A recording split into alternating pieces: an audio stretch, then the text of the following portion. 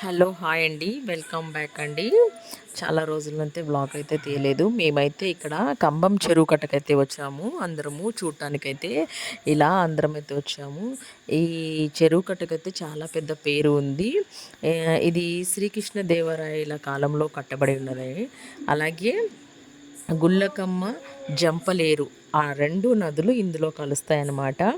చాలా బాగుంది చూడటానికి. చాలామంది సందర్శకులు కూడా ఇలా వస్తూ ఉన్నారు చూడటానికి.